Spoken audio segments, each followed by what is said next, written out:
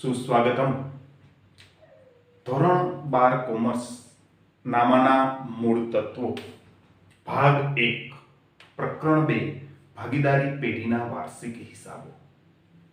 આ પ્રકરણમાં આપણે લાસ્ટ લેક્ચરમાં સ્વાધ્યાયનો પ્રશ્ન નંબર 9 નો અભ્યાસ કરેલ હતો. આજે આપણે સ્વાધ્યાયના પ્રશ્ન નંબર 10 નો અભ્યાસ કરવાનો છે.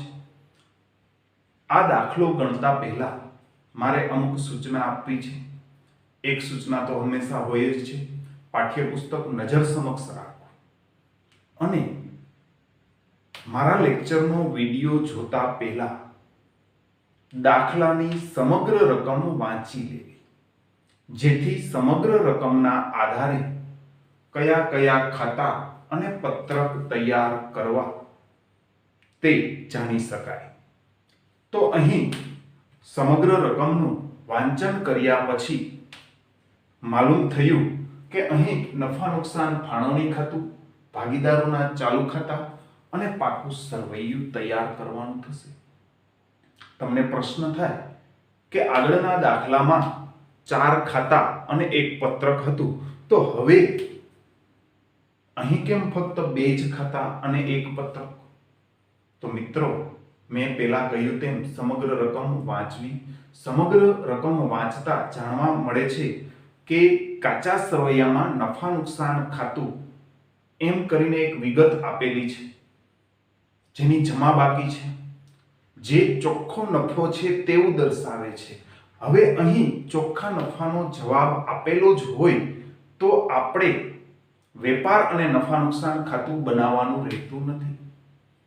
તેમજ હવાલાઓનું વાંચન કરતા માલુમ થશે કે બધા જ હવાલા ભાગીદારોને નફામાંથી ફાળવણી કરવાના હવાલા છે. તો એક પણ હવાલાની નિશાની કાચા સરવૈયામાં કરવાની રહેશે નહીં. તો અહીં આપણે આ દાખલો બીજા સ્ટેપથી શરૂ કરવો પડશે. પ્રથમ સ્ટેપ હતું હવાલાની નિશાની, પણ આ દાખલામાં હવાલાની નિશાની કરવાની રહેતી નથી.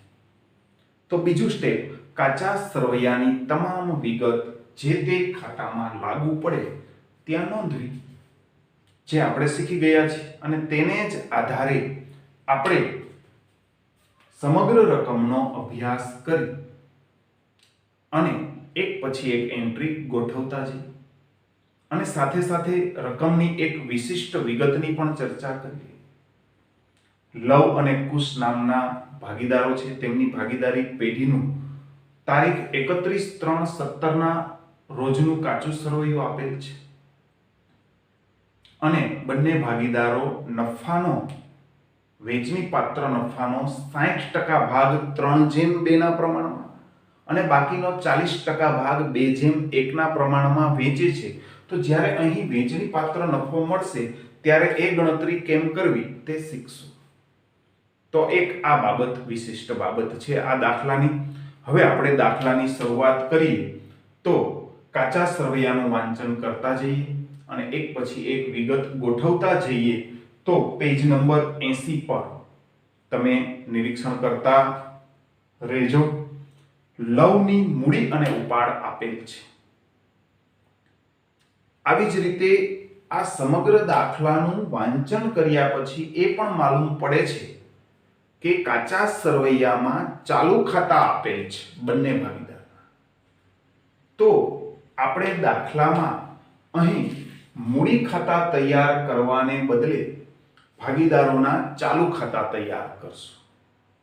તો પછી મૂડી ક્યાં દર્શાવી?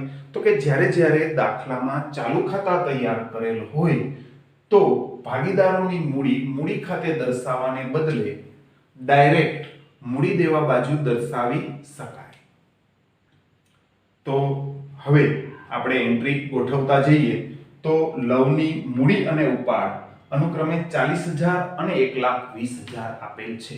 તો અહીં મિત્રો ઉધાર બાકી હંમેશા ઉપાડની હોય અને જમા બાકી હંમેશા મૂડીની હોય. તેથી અહીં મૂડી, લવની મૂડી છે તે 1,20,000 અને કુશની મૂડી છે તે 80,000. પાકા સરવૈયામાં મૂડી દેવા બાજુ દર્શાવીશું. હવે ઉધાર બાજુ લવની મૂડી અને કુશની મૂડી અને ઉપાડ બંને આપેલ છે. તો અહીં બંનેનો ઉપાડ અનુક્રમે ઉધાર બાકીમાં જોઈએ તો ઉપાડ ભાગીદારોના ચાલુ ખાતામાં ઉધાર બાજુ દર્શાવવામાં આવશે. તો લવનો ઉપાડ છે 40,000, કુશનો ઉપાડ છે 12,000. ત્યારબાદ આગળ વધીએ તો ચાલુ ખાતા લવ અને તેની બાકી જમા બાજુ જોવા મળશે. તો અહીં બાકી આગળ લાવ્યા અથવા કૌંસમાં ચાલુ ખાતું અને લવની બાકી જમા આપેલ છે 8,000. તો અહીં જમા બાજુ 8,000. જ્યારે તેની નીચેની વિગત જોતા કુશનું ચાલુ ખાતું આપેલ છે 12,000 પણ તે ઉધાર બાકીમાં દર્શાવેલ છે. તેથી અહીં બાકી આગળ લાવ્યા અથવા ચાલુ ખાતું અને કુશના ખાનામાં 12,000 ચાલુ ખાતા તરીકે દર્શાવવામાં આવશે. ત્યારબાદ આગળ વધીએ તો હમણાં જ વાત કરી તેમ નફા નુકસાન ખાતું આપેલ છે, જમા બાકી છે. એનો અર્થ એ થયો કે નફા નુકસાન ખાતેથી ચોખ્ખો નફો લાવવામાં આવેલ છે જેની રકમ છે 80,000. ત્યારબાદની વિગત જોઈએ તો સ્ટોક આપેલ છે અને કૌંસમાં તારીખ 31/3/17 એટલે કે વર્ષની અંતની તારીખ આપેલ છે જેથી તેને આખર સ્ટોક ગણાય. આખર સ્ટોકની એક જ અસર એટલે કે તે હવાલો નથી, ફક્ત કાચા સરવૈયામાં છે. કાચા સરવૈયામાં રહેલી તમામ વિગતની એક જ અસર આવશે, જ્યારે હવાલાની 2 કે તેથી વધારે અસર આવશે. આ બાબત પણ મગજમાં સ્પષ્ટ રાખવી જરૂરી છે. તો આખર સ્ટોક એક પ્રકારની ચાલુ મિલકત છે, તેથી મિલકત લેણા બાજુ દર્શાવવામાં આવશે જેની કિંમત અહીં આપેલ છે 72,000. ત્યારબાદની વિગત જોઈએ તો રકમમાં અગાઉથી ચૂકવેલ વીમા પ્રીમિયમ.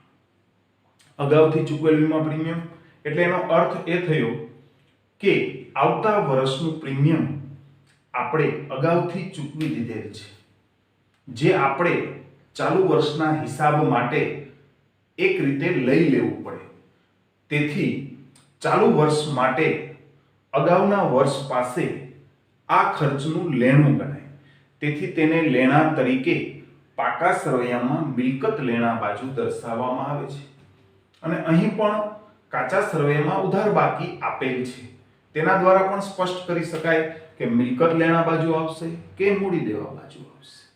તો અહીં અગાઉથી ચૂકવેલ વીમા પ્રીમિયમ જેની રકમ આપેલ છે 3200 એટલે કે 3,200. ત્યારબાદની વિગત જોઈએ તો મકાન આપેલ છે, ધંધાની મિલકત છે, મિલકત લેણા બાજુ દર્શાવાશે એટલે મકાન, કોઈ હવાલો નથી એટલે બહારની કોલમમાં 1,60,000 દર્શાવાશે. ત્યાર પછીની વિગત જોઈએ તો દેવાદારો અને લેણદારો આપેલ છે. ઉધાર બાકી છે તે દેવાદારો છે, જમા બાકી છે તે લેણદારો છે. દેવાદારો મિલકત લેણા બાજુ આવે. રકમ આપેલ છે 80,000. મિત્રો અહીં હવાલો ન હોવા છતાં આ રકમ હું અંદરની કોલમમાં દર્શાવું છું. શું કામ? તે આપણે દેવાદારોને લગતી એક વિગત આવશે ત્યારે સમજશું. ત્યારબાદ આગળ વધીએ તો લેણદારો જમા બાજુ દર્શાવેલ છે 28,000. તો અહીં લેણદારો 28,000 મૂડી દેવા બાજુ. ત્યાર પછીની વિગત જોઈએ તો રોકડ અને બેંક. રોકડ ખાતાની બાકી હંમેશા ઉધાર હોય, જ્યારે બેંક ખાતાની બાકી ઉધાર પણ હોઈ શકે અને જમા પણ હોઈ શકે. હવે અહીં બંને ખાતા સાથે દર્શાવેલ છે, તેથી ઉધાર બાકી છે તે રોકડ ખાતું જ હોઈ શકે, તો પછી જમા બાકી છે તે બેંક ખાતાની બાકી હોઈ શકે તેમ કહી શકાય. તેથી રોકડ શિલક મિલકત તરીકે પાકા સરવૈયામાં મિલકત લેણા બાજુ દર્શાવાશે. ઉધાર બાકી છે 4,800, જ્યારે બેંક ખાતાની જમા બાકી છે, બેંક ઓવરડ્રાફ્ટ કહેવાય, ટૂંકમાં આપણે તેને બેંક ઓડી તરીકે લખશું, જેની રકમ છે 20,000. ત્યારબાદ કાચા સરવૈયાની વિગત જોઈએ તો આગળ દેવી હુંડી. દેવી હુંડીઓ પાકા સરવૈયામાં હંમેશા મૂડી દેવા બાજુ દર્શાવાય, જેની કિંમત છે 14,000. તો દેવી હુંડીઓ કરી અને પાકા સરવૈયામાં મૂડી દેવા બાજુ દર્શાવશું 14,000. ત્યારબાદ આગળ વધીએ તો ગીરો લોન જમા બાકી છે, એક પ્રકારનું ધંધાનું દેવું કહેવાય, દેવું મૂડી દેવા બાજુ આવે, તેથી ગીરો લોન પાકા સરવૈયામાં મૂડી દેવા બાજુ દર્શાવશું. રકમ છે 1,00,000. ત્યારબાદની રકમ જોઈએ તો પાઘડી. પાઘડી પેઢીની અદ્રશ્ય મિલકત છે, મિલકત લેણા બાજુ, અને તેમ છતાં ઉધાર બાકી પણ છે, તેથી પાઘડી અહીં પાકા સરવૈયામાં મિલકત લેણા બાજુ દર્શાવવામાં આવશે. ત્યારબાદ જોઈએ તો મળવાનું બાકી, ત્યારબાદની રકમ છે બાકી મજૂરી. મજૂરી ચૂકવવાની બાકી. તો ચૂકવવાનું બાકી કોઈ પણ ખર્ચ એક પ્રકારનું ધંધાનું દેવું છે, તેથી મૂડી દેવા બાજુ દર્શાવવામાં આવશે. ચૂકવવાનો બાકી ખર્ચ, અગાઉથી ચૂકવેલ ખર્ચ, મળવાનું બાકી કમિશન કે અગાઉથી મળેલ આવક. તો ચૂકવવાનો બાકી ખર્ચ, અગાઉથી ચૂકવેલ ખર્ચ, મળવાની બાકી આવક, અગાઉથી મળેલ આવક, આ એક પ્રકારના ધંધાના લેણા દેણા છે.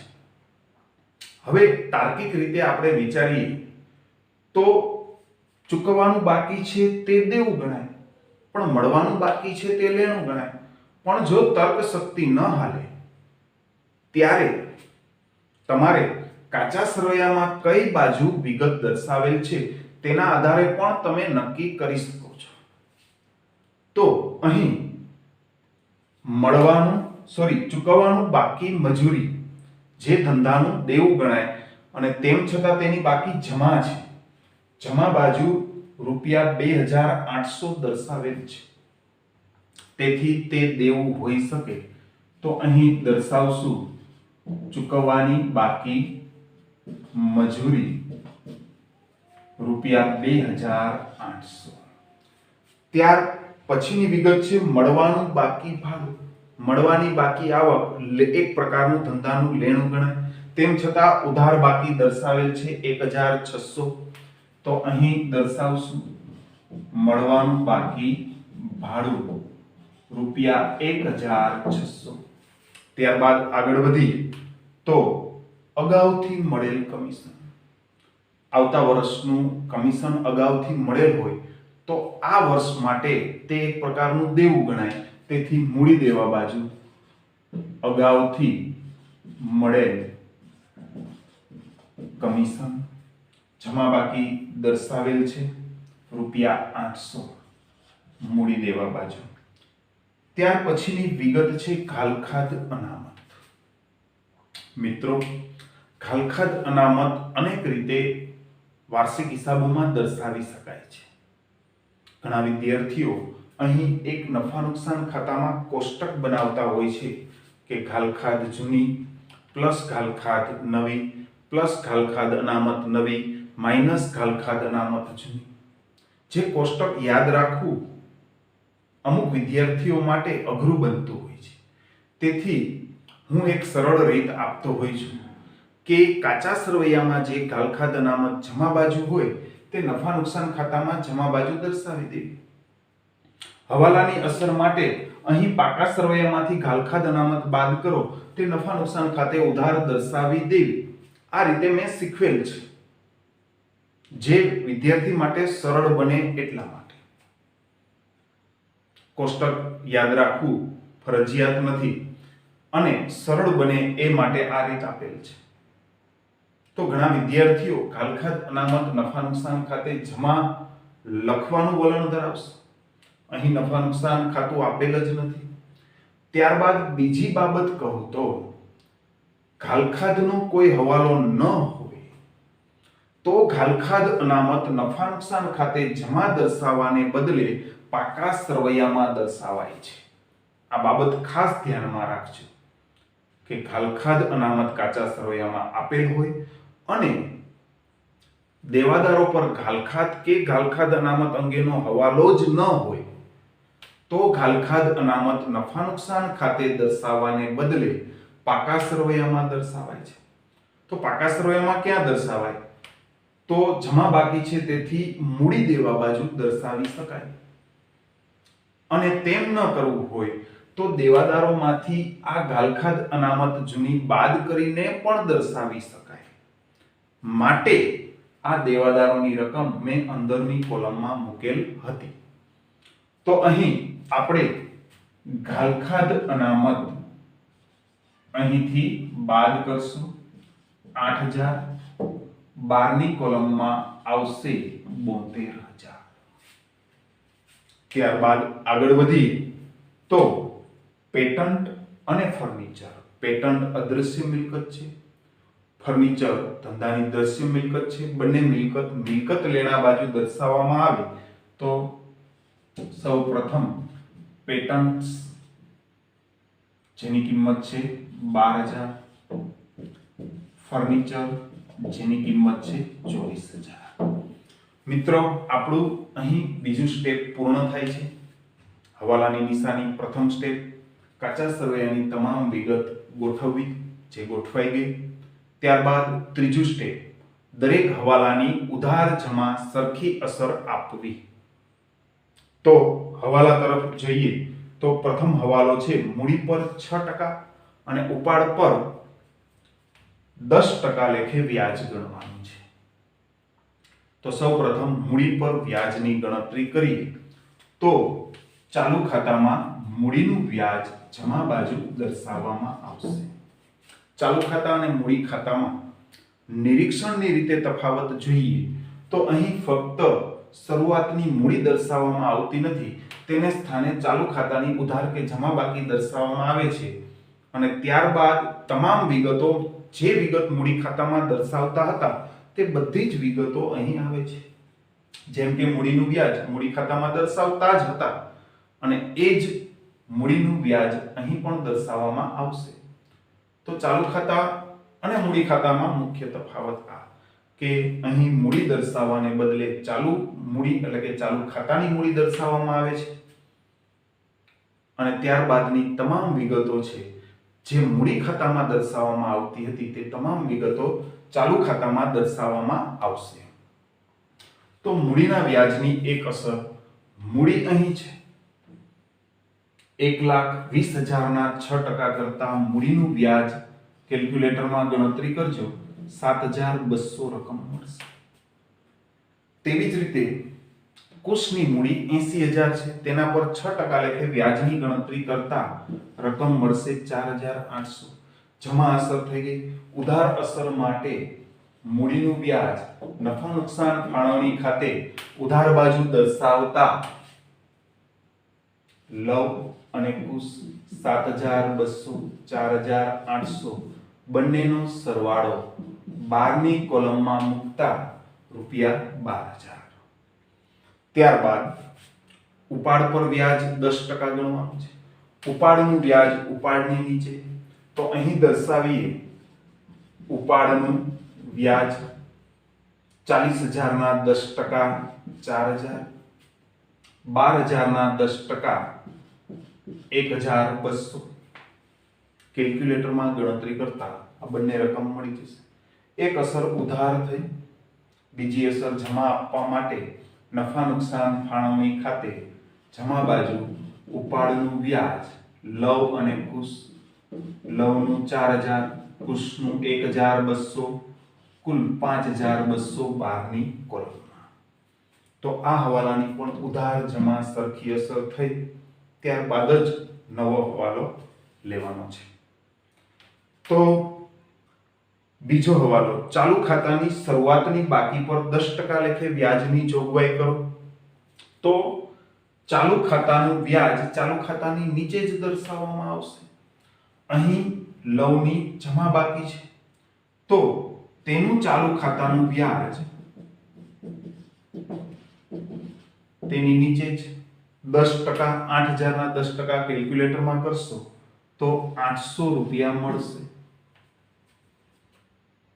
જેની બીજી અસર ઉધાર બાજુ અહીં દર્શાવશું. ચાલુ ખાતાનું વ્યાજ લવ માટેનું 800 રૂપિયા. જ્યારે ચાલુ ખાતાની અહીં ઉધાર બાકી છે કુશની, તો તેમાં ચાલુ ખાતાનું વ્યાજ ઉધાર બાજુ દર્શાવવામાં આવશે. આ 12000 ચાલુ ખાતું, તેનું 10% વ્યાજ 1200.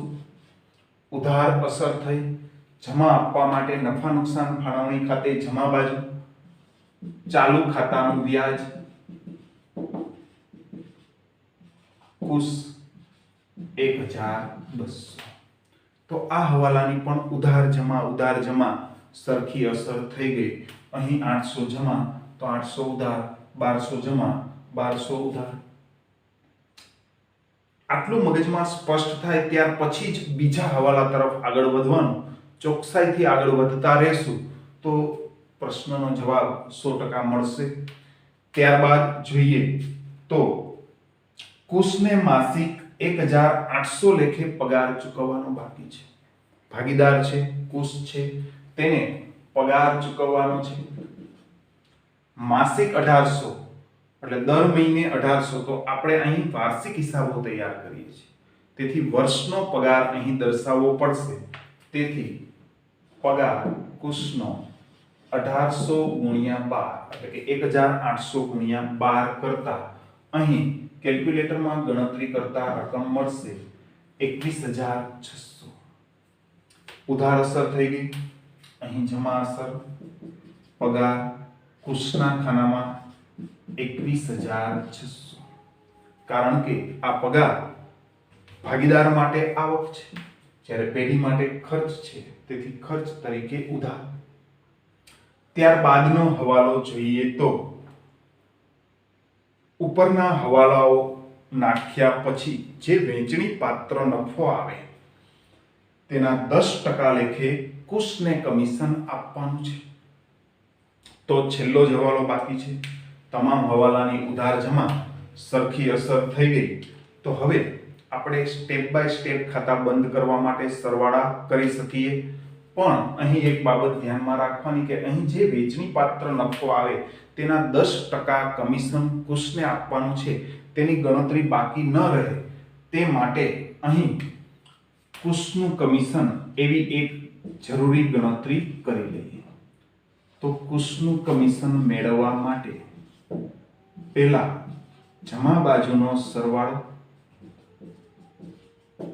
તેમાંથી બાદ ઉધાર બાજુનો સરવાળો, જે આપણા માટે બનશે વેચણી પાત્ર નફો. અહીં જમા બાજુના સરવાળામાંથી આ રકમ બાદ કરતા અહીં જે રકમ મળતી હતી તે આપણા માટે વેચણી પાત્ર નફો છે અને તેના 10% કમિશન કુશને આપવાનું છે. તો અહીં જમા બાજુનો સૌપ્રથમ સરવાળો કરીએ તો 86400 રકમ આવે છે. ઉધાર બાજુની રકમનો સરવાળો કરીએ તો 34400 સરવાળો મળે છે.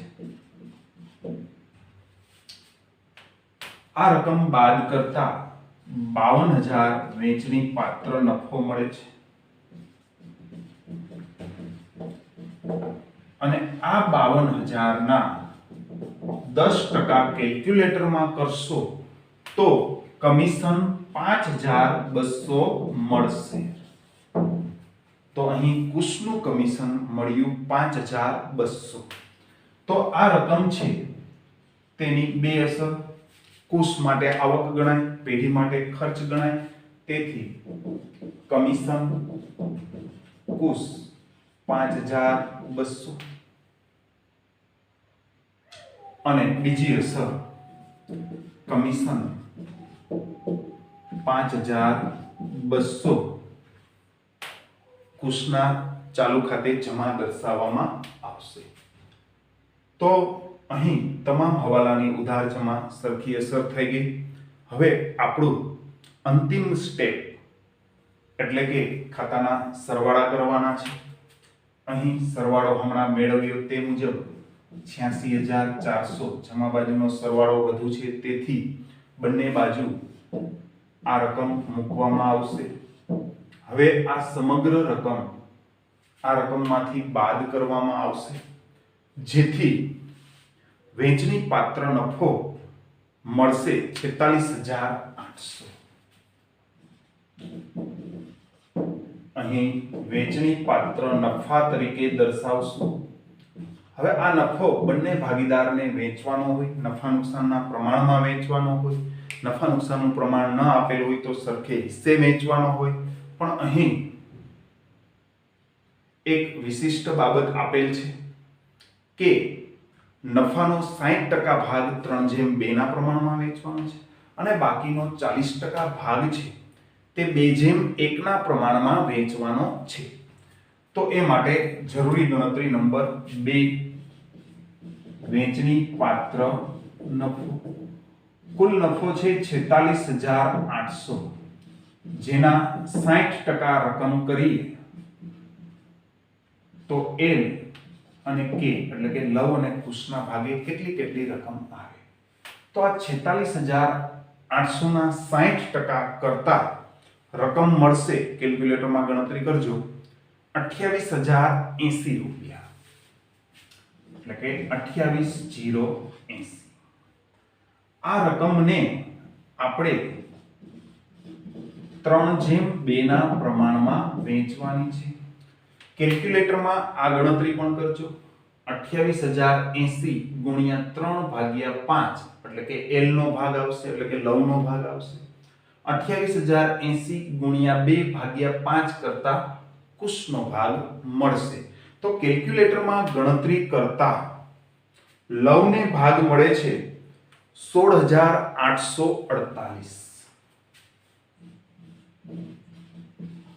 જ્યારે કુશ માટે ગણતરી કરતા ભાગ મળે છે 11232.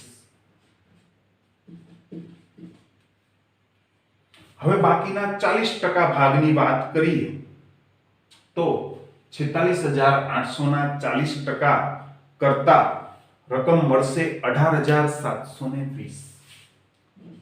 આ રકમ છે તે 2/1 ના પ્રમાણમાં વેચવાની છે. લવનો ભાગ મેળવવા માટે 18720 ગુણ્યા 2/3 કરવાના અને કુશનો ભાગ મેળવવા માટે 18720 ગુણ્યા 1/3 કરવાના. તો એ મુજબ ગણતરી કરતા અહીં લવનો ભાગ મળે છે 12480 અને કુશનો ભાગ મળે છે 6240. હવે આ બંને રકમનો સરવાળો કરીએ તો 29328. 46800 માંથી આ 29328 ભાગ લવને મળશે. હવે આ બે રકમનો સરવાળો કરીએ તો 17472. આ રકમ છે તે કુલ નફામાંથી કુશને મળશે. હવે આ બે રકમનો સરવાળો કરી અને મેળવી લેવું કે 44800 સરવાળો આ બે રકમનો આવે છે કે કેમ તે ચેક કરી લેવું જોઈએ. તો અહીં વેચણી પાત્ર નફામાં 29328 લવને ભાગ મળશે અને 17,472 કુશને ભાગ મળશે, જે અહીં દર્શાવતા 29,328 અને 17,472 આ વહેંચણી પાત્ર નફો અહીં ભાગીદારોના મૂડી ખાતે અથવા ચાલુ ખાતે જમા બાજુ દર્શાવવામાં આવે છે. તો અહીં વહેંચણી પાત્ર નફો જમા બાજુ દર્શાવતા પ્રથમ ભાગીદારને 29,328 અને બીજા ભાગીદારને 17,472. અહીં પણ જે બાજુના સરવાળા વધુ હોય તે પહેલા કરવાના હોય. તો અહીં ભાગીદારોના મૂડી ખાતામાં આ બાજુનો સરવાળો કરતા રકમ મળશે 45,328 અને અહીં સરવાળો કરતા મળશે 49,072. બંને રકમ અહીં દર્શાવતા 45,328 49,072. હવે આ રકમમાંથી 44,000 બાદ કરવામાં આવે તો 1,328 બાકી મળે, જે અહીં બાકી આગળ લઈ ગયા અથવા આખરનું ચાલુ ખાતું ગણવામાં આવશે, જેની જમા બાકી ગણાય. જે બાજુનો સરવાળો વધુ હોય તેવી બાકી દર્શાવાય. 49,072 માંથી 26,400 જો બાદ કરવામાં આવે તો 22,672 બાકી મળશે. આ બંને ચાલુ ખાતાની જમા બાકી જમા બાજુ એટલે કે મૂડી દેવા બાજુ દર્શાવવામાં આવશે. જો કોઈ ભાગીદારની ચાલુ ખાતાની બાકી આ બાજુ એટલે કે ઉધાર બાકી મળેલો હોય તો મિલકત લેણા બાજુ દર્શાવવી પડે. તો અહીં ચાલુ ખાતાની બંને જમા બાકી છે. ચાલુ ખાતું લવ અને કુશ બંનેની રકમનો સરવાળો કરી 1,328 અને 22,672 કુલ સરવાળો મળશે 24,000. હવે પાકા સરવૈયાની બંને બાજુનો સરવાળો સમાન મળી રહેવો જોઈએ. તો સરવાળો કરતા અહીં 3,89,600 રકમ મળશે. અહીં પણ 3,89,600 રકમ મળશે. હવે મિત્રો, સ્વાધ્યાયના જવાબ પાઠ્યપુસ્તકની પાછળ તમે ચેક કરશો તો 3,89,600 ને બદલે 3,97,600 જવાબ આપેલ હોય તો પણ સાચો ગણવો. કારણ કે મેં અગાઉ કહ્યું તેમ ઘાલખાદ અનામત દેવાદારમાંથી બાદ કરીને પણ લખી શકાય, અને આ ઘાલખાદ અનામત અહીં બાદ કરવાને બદલે અલગથી અહીંયા દર્શાવીએ, મૂડી દેવા બાજુ દર્શાવીએ તો 8,000 રકમ અહીં વધી જાય, અને અહીંથી બાદ ન કરતા અહીં 80,000 દર્શાવો તો 8,000 આ બાજુ પણ વધી જાય, જેને કારણે બંને બાજુના સરવાળા 8,000 વધુ આવે. એટલે કે 3,97,600 અને 3,97,600 અનુક્રમે સમાન સરવાળા મળી રહે. તો આ જવાબ પણ સાચો ગણી શકાય. મિત્રો, અહીં આ દાખલાની સંપૂર્ણ સમજૂતી મેં તમને આપી. દાખલો સમજાવવાનો સરળ પ્રયાસ કર્યો છે. આશા રાખું છું કે આ દાખલો તમને વ્યવસ્થિત સમજાઈ ગયો હશે, અને આ સાથે મારું વક્તવ્ય અહીં પૂર્ણ કરું છું. આભાર અને અસ્તુ.